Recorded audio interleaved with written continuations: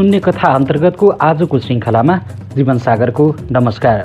आजको श्रृङ्खलामा मैले कथाकार भवानी भिक्षुद्वारा लिखित त्यो फेरि फर्कला शीर्षकको कथा लिएर उपस्थित भएको छु। कक्षा 11 को अनिवार्य नेपाली विषयको पाठ्यपुस्तकमा समावेश गरिएको यो कथा यौन मनोविज्ञानमा आधारित उत्कृष्ट कथा हो।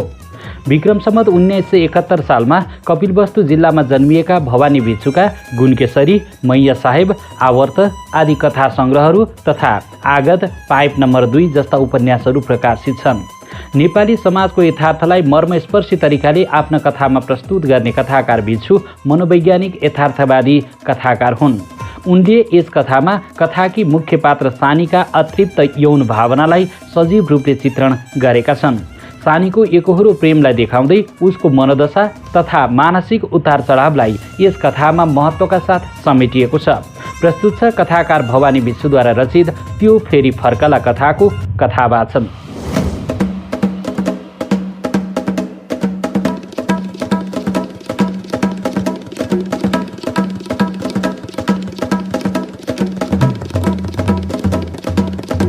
क्रमशः अग्लो हुँदै गएको कष्टप्रद कठोर दुर्गम पहाडको क्षीण पथलाई आँखाले भेटेसम्म हेर्दा मान्छे हो कि भ्रम पार्ने एउटा धब्बा जस्तो केही पनि देखिएन। सूर्यले पश्चिमतर्फको पर्वत पछाडि आफ्नो मुख लुकाए तापनि तिनको लाली कालो पहाडका टुप्पाहरूमा फैलिन गएको थियो। खोलाहरू आफ्नो अविराम गीत गाएकै थिए। उनीहरूलाई जगतको चिन्तामा केही रस अनुरक्ति थिएन। धमिलोपना अन्धकारतिर डुब्दै गइरहेको थियो। मधेसबाट आउन लागेको एउटा यात्रीले यौवनको सिँढीमा खुट्टा अडाई घरको द्वारमा उभिएकी सानीसँग सोध्यो, यहाँ बास पाइन्छ?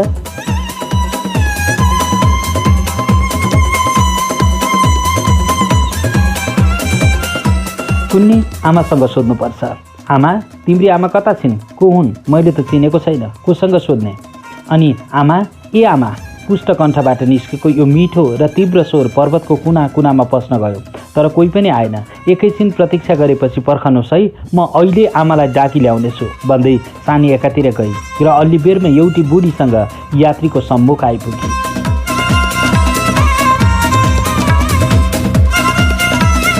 लौ आमा यिनै हुन्।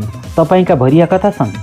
भरिया एउटै छ, त्यो पनि बुढो, हिँड्नै नसक्ने। त्यसैले गर्दा त यहाँ बस्नु पर्यो, नत्र आज चितलाङ पुग्ने विचार गरेको थिएँ। त्यहाँ चिनाजानी भएका पसलहरू पनि छन्, बास पनि राम्रै ठाउँमा पाइन्थ्यो। तर खोइ, यो त भट्टी पसल पो हो क्यारे? हो, स्वरलाई अलि तान्दै आश्चर्य र उपेक्षा मिश्रित स्वरमा उत्तर दिए। भट्टी पसल भएर के हुन्छ? चितलाङमा पनि त त्यही हो नि। छेउको कोठा त सफै छ? सानीले तुरुन्त भने। होइन, बुढीले सोधी। खानपिन पनि त गर्नु होला कि? पिउन त होइन, खाना मात्रै। भाँडा बर्तन सँगै छन्? सानीले आफ्नी आमाको मुख लाएर भने। किन आमा, चामल, दाल, घिउ, दाउरा त किन्ने नै छन्। नुन, तेल, मसला, तरकारी पर कोठामा भान्सा र छेउको कोठामा सुते त भइहाल्यो नि। एकपल्ट कोठा हेरौँ, सफा छ कि? सफा नभए त किन हुन्न थियो? हेर्नुहोस्, कोठामा के छ र? भर्खर लिपिराखेको कोठा, चाहिए एउटा सुकुल पनि ओछ्याइदिउँला। लौ, भरिया पनि आइपुग्यो, बस्नुहुन्छ कि? ए सानी, आइज भन्दै बुढी माथि उक्लिए। सानी द्वारमै उभिएकी थिए। आइपुगेको भरियाले मुखबाट एउटा सुस्केरा आली भारी बिसाउँदै भन्यो, यति गरुङ्गो भारी, यस्तो उकालो, नौसुका ज्याला, उसैमा पनि नाइके पनि, बाटो खर्च पनि, ईश्वर।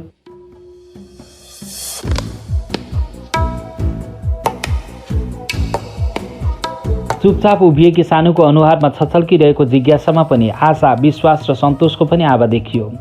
कोठा सोठा हेरिसकेपछि यात्रीले त्यहीँ बास बस्ने निश्चय गर्यो र सानी पनि अलि स्वस्थ झैँ भई। भरियाको सहायताले एउटा कोठामा सुकुल हाली। भुइँमै आफ्नो ओछ्यान ओछ्याएर त्यसले अलिअलि निश्चिन्तताको सास फेर्न लागेको के थियो? भरियाले भन्यो, लौ त अब जाउँ हजुर, थाकिराखेको छु, केही खानपिन पनि गर्नु पर्ला। खानालाई 2-4 आना दिनुपर्ने हो। लाह भनेर यात्रीले 4 पैसा फ्याँकिदियो। एउटा सन्तोषको दृष्टि हाल्दै बुढो भरिया भुइँबाट पैसाहरू टिपी जान लागेकै थियो। फेरि त्यो सानीले सोधी, भान्सालाई के ल्याउनु पर्ला भन्नुहोस् न, रात पर्न आँट्यो। तपाईँसित लालटिन त छँदैछ, मट्टी तेल पनि चाहिन्छ कि? यस प्रश्नको उत्तर नदिएर त्यसले जान लागेको भरियालाई भन्यो, ए बुढा, डोकोबाट भाँडाहरू झिकेर खोलामा पखाली ल्याऊ। अनि सानीतिर फर्केर भन्यो, पानी ल्याउन एउटा गाग्री त दिनु पर्ला। पानी पनि ल्याइहालोस्, अब यो पनि खानपिनमा लाग्नेछ। हुन्छ, म अहिले माथिबाट ल्याइदिन्छु, तर गाग्री सफा छ? लौ, गाग्रीमा के लागेको छ र? चित्त बुझ्दैन भने खोलामा माझेरै पानी ल्याउनु भनेपछि त भइहाल्यो नि। बालिकाको अनुहारमा अलि सङ्कोच छर्लङ्ग हुन गएको थियो।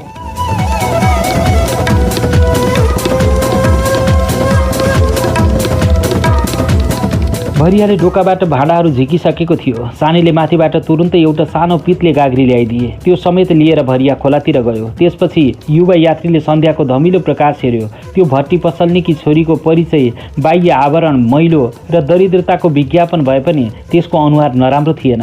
गालामा पार्वत्य वायो, परिश्रमको सुन्दर उपहार, स्वाभाविक लाली र यौवनको सिँढीमा उक्लिरहेको त्यसको भैँस छ। आँखा गोल, उज्जवल र भित्रका नानी निकै काला र चञ्चल छन्। तिनीहरूमा अपार जिज्ञासा औ उत्सुकता क्रीडा गरिरहेका थिए।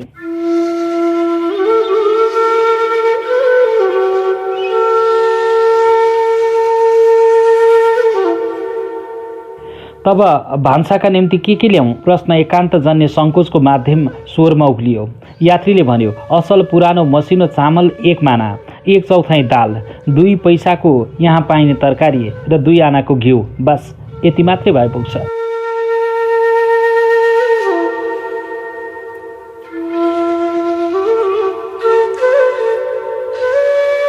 कुरा सुनेर त्यो माथि उक्लियो र अलि बेरमै भने जति जम्मै थोक ल्याइदिए। भरियाले पनि भाँडा र पानी पल्लो डोकामा राखी गइसकेको थियो। त्यस कोठामा लिपपोत गरेको चुलो र ठाउँ दुवै सफा थिए। चामल हेर्दै यात्रीले भन्यो, खोइ यो त राम्रो चामल भएन, तर यसभन्दा राम्रो चामल त यहाँ कतै पनि पाइन्न। भएदेखि त म आफै ल्याइहाल्ने थिएँ। तरकारी पनि आलु बाहेक अरू केही पाइँदैन। अलि हाँसेर यात्रीले भन्यो, ए त्यसो हो भने के लाग्छ, पाए जतिकै सन्तोष गर्नु पर्ला। अब म जाउँ त? सानीले सोधी। हुन्छ भन्दा भन्दै युवकलाई कुन्नी किन फेरि एकपटक त्यस सानीको अनुहारमा दृष्टि फेर्ने आवश्यकताको अनुभव भयो। दुवैका आँखा जुधे। बालिका लज्जावन्त भएर माथि उक्लन लागे, तर तुरुन्तै फर्केर त्यसले अलि साहसको स्वरमा स्वाभाविकता ल्याएर सोधी, तरकारी पकाउनलाई भुटुन र दाउरा चाहिने छ? नुन, मसला र लालटिनमा मट्टीतेल पनि ल्याउनु पर्छ कि? ए यो त बिर्सेकै रहेछु। तरकारी त घिउमै भुटिहालौँला। मसला चाहिन्न, 1 पैसाको अलिकति बेसार र नुन दुवै ल्याऊ। अनि तिम्रो के रे, 4 पैसाको दाउरा, लालटिनमा चाहिँ 6 पैसाको तेल भए पुग्छ।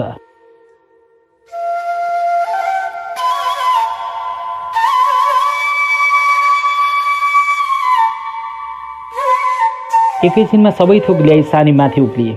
आफ्नी आमासँगै केही खानपिन गरेर 15-20 मिनटपछि आफ्नो सुत्ने कोठामा पसी भित्रबाट ढोका थुनिहाली। अहिले साँझको 7:30 मात्रै बजेको थियो, तैपनि निकै अँध्यारो भएको थियो। सघन र विशाल पर्वतहरूको अङ्गमा भएका ती पुतली झैँ 2-4वटा घर यसरी स्तब्ध उभिरहेका थिए, मानौ शरीरभित्रबाट प्राणै निस्किसकेको छ। खोलाको श्रृङ्खलाबद्ध गर्जन एकनाससित ध्वनित भइरहेको थियो। त्यही पनि त्यस शून्यपनाको भयानकता बढिरहेकै थियो। ओछ्यानमा पल्टिएकी कुन्नी के सोचिरहेकी सानीले हठात यात्रीको कोठाबाट आइरहेको खटपट ध्वनि सुनि त्यो त्यही कुरा सोच्न मग्न भई।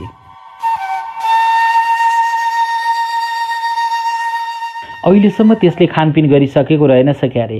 भात पकाउन जान्दो हो कि होइन? पकाइसकेको तिउन तरकारी चुलोबाट उतार्दा खसाले पो हो कि? लोग्ने मान्छे भात पकाउन कहाँ जान्दो हो र? तर त्यो त सधैँ मधेसमा बसिरहेको मान्छे हो। त्यहाँ कसले भात पकाइ खुवाउँदो हो नि? अथवा केही भान्से राखेको होला। तर कहिले हुन्थ्यो, मधेसमा खर्च निकै पो लाग्छ। यसो हेर्दाखेरि यो कुनै साउ महाजन जस्तो पनि छैन। त्यसो भए यतातिर धमाधम आउनेहरूको जस्तो ठुला ठुला टिनका भरिभराउ भएका गरुङ्गा बाकसहरू हुनुपर्दथ्यो। छालाका 3-4वटा साना ठुला ब्याग, भाँच्ने खाट, नोकर, धेरैजना भरिया, आफू तामदानमा वा कार्पेटमा बसेर आउनुपर्ने। खोइ त्यो त केही पनि छैन। यो त मधेसमा कतै जागिरे पो होला जस्तो छ। आफै नोकरी गर्नेले भान्से कहाँ राख्न सक्छ र?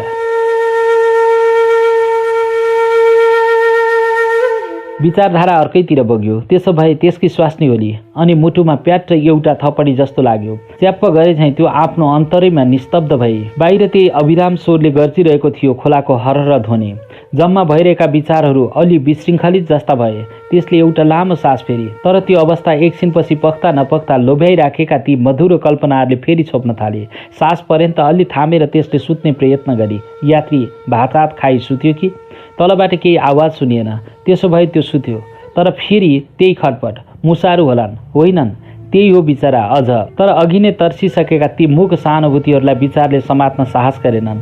एकैछिनपछि ओछ्यानबाट जुरुक्क उठेर सलाई कोरी र सिरानतिरको खोपामा राखेको टुकी बाली। धुम्रयुक्त क्षीण प्रकाशले अन्धकारमा छाम्न थाल्यो। टुकी लिएर बिस्तारै त तल ओर्ली। त्यसको छाती हान्न लागेको थियो। बुढी सुतिरहेकी छ कि? एउटा अव्यक्त र क्षीण डरले अन्तरको धेरै टाढाबाट च्याउने जस्तो प्रयत्न पनि गर्यो। त्यो तल पुगे। तर किन ओर्लिएकी हुने? केही कामै छैन? यात्रीको कोठामा लालटिनको नीरव र मन्द प्रकाश थियो। त्यसतर्फ यसो झट्ट एकपल्ट हेरी। आँखा फर्के। त्यो आफ्नो सेतो ओछ्यानमा सुतिरहेको थियो, निश्चिन्त, निरुद्विग्न, निर्विकार।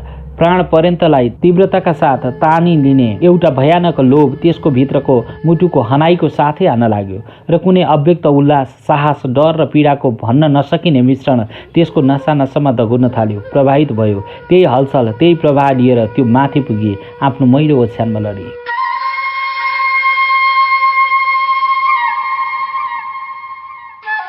यात्री चाहिने बिहानै उठेर गइहाल्यो। सानीको आँखामा आइसकेका र छचल्किरहेका मुख, मोह र कुन्नी कस्ता अव्यक्त आकाङ्क्षाहरू त्यसलाई निकै टाढासम्म पहाडको टुप्पामा पुर्याइ फर्के। कुन्नी केले हो, त्यसको मन भारी हुँदै आयो। हृदयमा आर्द्र भावनाहरूमा गरुङ्गो प्रभाव बग्न थाल्यो र त्यसको भित्र मनमा लगातार एउटा प्रश्न उम्लन थाल्यो, त्यो फेरि फर्कला?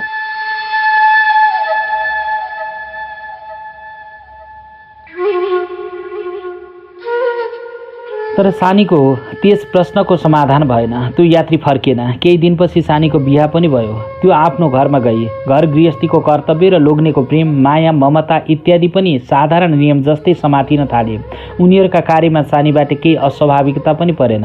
तर सानीको गाउँले संस्कृति भएको सुदूर अन्तरको एउटा मनले भगवानको वरदान जस्तो समातेको त्यो प्रश्न, त्यो फेरि फर्कला ले दिनमा 2-4 पटक अवश्य चियाउने प्रयत्न गरिहाल्दथ्यो।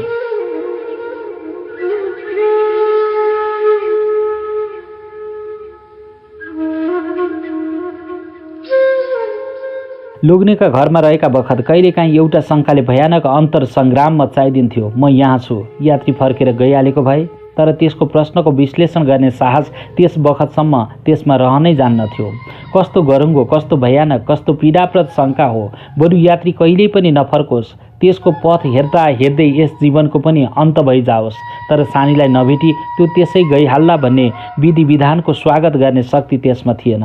त्यो तृष्णा, त्यो अनन्तकालीन प्रतीक्षा, त्यो दिनौँको अभ्यस्त निराशाको धक्का त्यसको सासमा मिसिसकेको थियो। त्यही त्यसको जीवन थियो, त्यही त्यसको जीवनक्रम। त्यसैलाई समातेर त्यो आफ्नो जीवन गृहस्थीको गृहिणी थिए, आफ्नी सासूकी बुहारी र पोइकी जोई। तर कदाचित कुनै हठात अभिशापले त्यही छिन्न भिन्न गरिदिएको अवस्थामा पनि त्यो सानी चाहिने गृहिणी, बुहारी र लोग्नेकी स्वास्नी भइरहन सक्ली? कुन हृदयबाट यस्तो आशा गर्ने?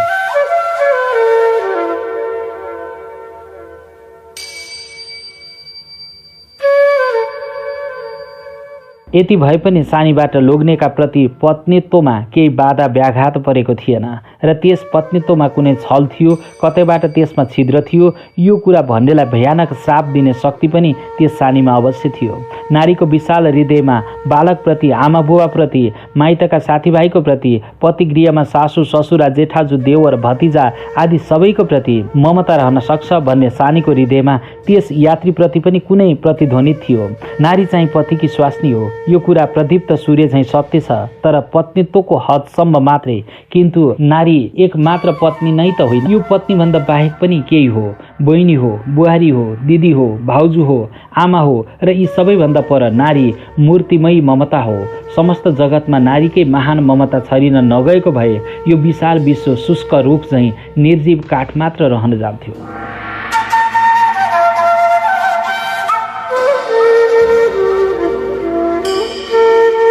जाने बखतमा यात्रीले 15 दिनमा फेरि फर्कनु पर्ला भन्ने कुरा गरेको थियो। त्यस 15 दिनको प्रतीक्षा सानीलाई अझसम्म पनि याद छ।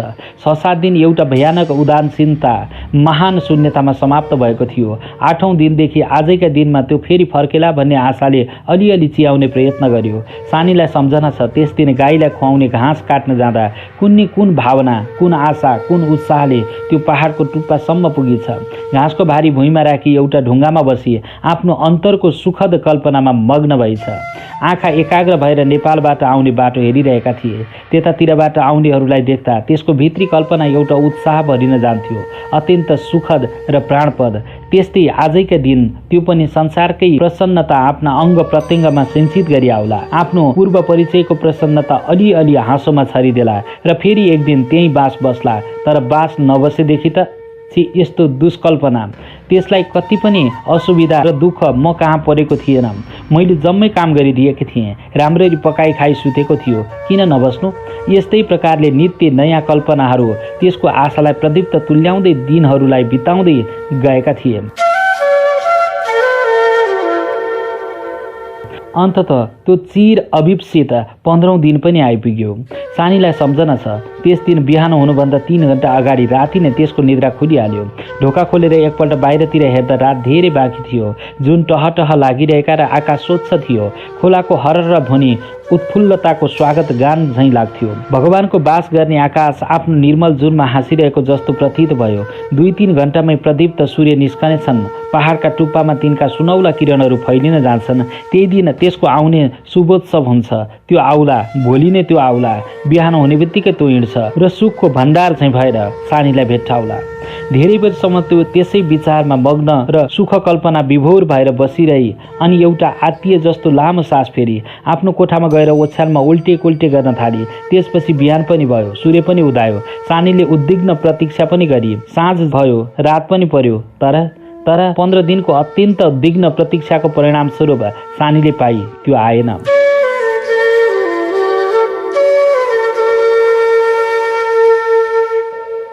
आँखामा आँसु, हृदयमा वेदना, प्राणमा अन्धकार, कण्ठमा भक्कानो र रोम पर्यन्त आद्र रुदन भरेर त्यस यात्रीको सट्टामा सानीले त्यही 4 अक्षरको स्वागत गरी आफ्नो मुटुमा बसाली। त्यो आएन।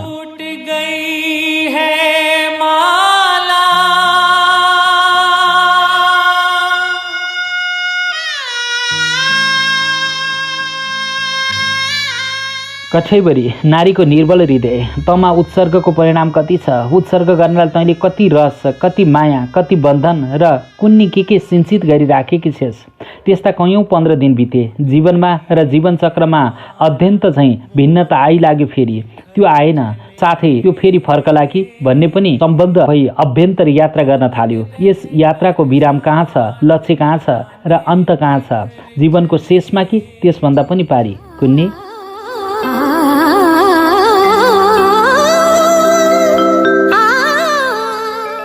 क्रमशः अग्लो हुँदै गएको कष्टप्रद कठोर दुर्गम पहाडको क्षीण पथलाई आँखाले भेटेसम्म हेर्दा मान्छे पो हो कि भन्ने भ्रम पार्ने एउटा धब्बा जस्तो पनि केही देखिएन। हुँदा युगैको परिवर्तन भयो। सानीकी आमा पनि अनन्तसँग भेट्न गइहालिए, जहाँ गएर कोही पनि फर्कन्न।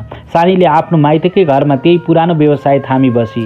त्यो लोग्नेकै घरमा भएका बखत यात्री गइहालेछ कि भन्ने सानीको साह्रै सम्भावनीय शङ्काको टुङ्गो लाग्यो। त्यसपछि नेपालबाट लाखौं यात्रीहरू त्यही मार्खुको बाटो भई तल मधेसतिर ओर्ले, तर त्यो यात्री कहिल्यै त फर्कला। त्यसको निराश आशालाई डोर्याउने एउटा क्षीण मसिनो धागोको छेउ प्राप्त हुन गयो र त्यसलाई त्यसले लम्ब्याउँदै गई। तर कति सुकुमार, कस्तो सुन्दर, कस्तो लोभ्याउने र कति लामो हुन्छ यो निराश आशाको मसिनो धागो। त्यस धागाको बदला कसैले त्यसको जीवन यौवन दुवैको धागो चाँडै तान्दै गइरहेको थियो। तर सानीलाई यसको पत्ता थियो। त्यो त आफ्नो अतीतको मनोरम स्मृति केवल एक दिन मात्रको क्षणिक स्वप्नमा व्याप्त थिए। त्यो स्वप्निल सुकुमारता, त्यो मधुरिमा, प्रथम यौवनको पहिलो उपहारमा कृतज्ञता स्वरूप त्यसले गरेको उत्सर्गको सार्थकता कहिले फेरि पनि आउला। यही विधिलाई नित्य निरन्तर नयाँ तुल्याउँदै तह लगाइराख्नमा नै त्यो व्यस्त थिए। त्यसलाई जीवन सूत्र तानेको थाहै कसरी हुन्थ्यो र? प्रेम जीवनको बाटो हो र उत्सर्ग त्यसको अन्तिम लक्ष्य। त्यस लक्ष्यमा पुगेपछि पाइन्छ आफ्नो अस्तित्वको विलुप्ति।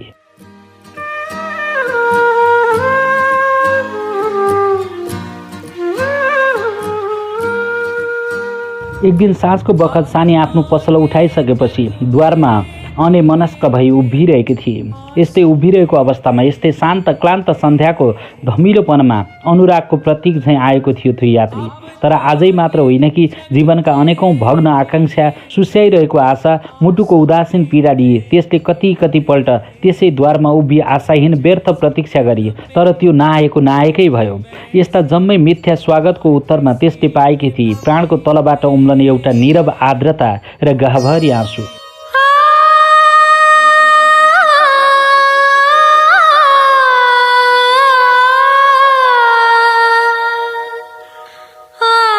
आज पनि त्यो त्यसै उभिरही, यात्रीको होइन कि त्यसको चिर परिचित त्यही आर्द्रता, त्यही आर्तमुख रुदन र त्यही आँसुको प्रतीक्षा गरिरहेकी थिए। र एउटा यौवन पारी पुगिसकेको मानव देहले त्यसको सामुन्य आइपुगी सोध्यो, यहाँ बास पाइन्छ?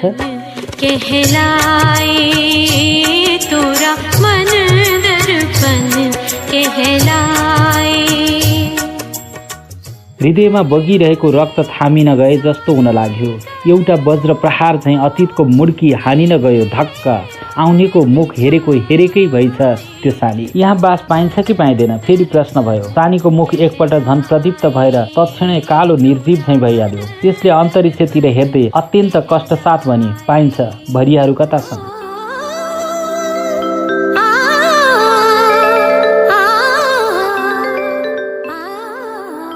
आउन लागेका छन्। यात्रीले एउटा ढुङ्गामा बसेर भन्यो। धेरै दिन भइसक्यो मधेसबाट नेपाल गएको, फर्कनै सकिएन। आज बल्ल फर्कन लागेको छु। देख्छु बाटो पहाड जम्मै नयाँ जस्ता भइसकेका रहेछन्। नेपाल जान लागेको बखत पनि यसै घरमा बास बसेको थिएँ। आज पनि त्यो घर भएदेखि यसैमा बसौँला भन्ने विचार गरी घरबाट हिँडेको। बल्ल आइपुगेँ। खोइ त्यो बुढी सानी चाहिने त तिमी नै हौ कि?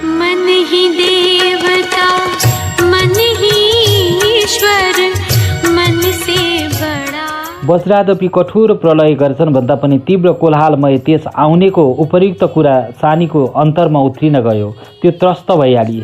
त्यतिका दिनको दीर्घ प्रतीक्षा, यस्तो रौँलाई कल्पाई राख्ने नैराश्यको रुदनको अन्तरलाई यसरी सजिलोपनामा स्वागत गर्न त्यो तयार थिएन। उफ, मानव सानीको जस्तो जीवनव्यापी समस्त आकाङ्क्षा, आशा, पीडा, रुदन, नैराश्य, तृष्णा, कल्पना, सुख दुःख र समस्त आह्वानको प्रतीक जम्मै तिमी नै हौ। यो तिमीलाई थाहा पर्यन्त पनि छैन। तिम्रो यो सजिलो प्रश्नमा तिम्रो यो अप्रत्याशित आगमन, यो जीवनव्यापी कथा समष्टिमा एउटा नारी हृदयको के कति चूर्ण विचूर्ण भइसकेको छ। तिमी किन कसरी अनुमान गर्न सक्दछौ?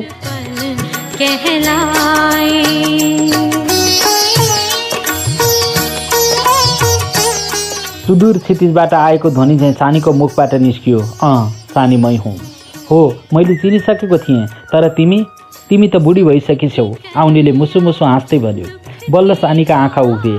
त्यसलाई आफ्नो अङ्ग प्रत्यङ्ग कसो खुम्चिन लागेको छाला देखेर बितेको दीर्घ समयको सम्झना भयो र झन् प्रत्यक्षमा त्यसले देखी यात्राको 3/4 पुरा भएपछि त्यसले पाइछ आशा समाप्तिको साथसाथै जीवन सन्ध्या पनि आइपुगेको रहेछ।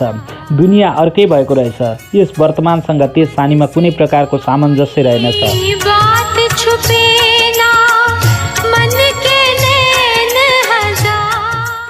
आशाले अझसम्म बुद्धिलाई धोका दिइरहेको थियो। सानी शिथिल क्लान्त झैँ हुन गई।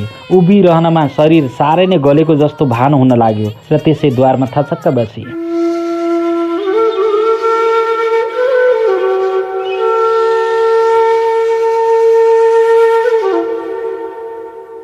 बिहान हुने बित्तिकै त्यही अतीतकै जस्तो गरी यात्री फेरि हिँडिहाल्यो। त्यसै दिनदेखि त्यसको जीवनको उद्देश्य नै हरायो। त्यसले अझसम्म आफ्नो अन्तरमा समाति आफ्नो आशामा झुन्ड्याइराखेका त्यसका उमङ्ग, उत्साह, यौवन पर्यन्तलाई यात्रीको त्यही एउटै वाक्यले खाइदियो। तर तिमी त बुढी भइसकेछौ। त्यसपछि त्यो नारी, त्यो जीवन पर्यन्तको मोक आशा, त्यो आफैमा निहित भइरहने गरुङ्गो वेदना, त्यो सानी आफ्नो दीर्घ प्रतीक्षामा आफैमा समाप्त भइहाली। तर त्यति मात्रै होइन, प्राणभन्दा पनि बढ्ता माया गरी तहलाइराखेको त्यसको जीवनव्यापी परिचित प्रिय त्यो प्रश्न पनि एउटा भयानक विषदको अन्धकारमा विलुप्त हुन गयो। त्यो फेरि फर्कला?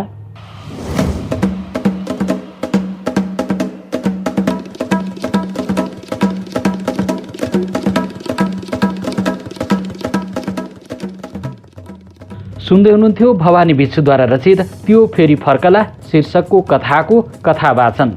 अर्को श्रृङ्खलामा अर्को नयाँ कथाका साथ उपस्थित हुनेछु। तबसम्मको लागि म जीवन सागर बिदा चाहन्छु। नमस्ते।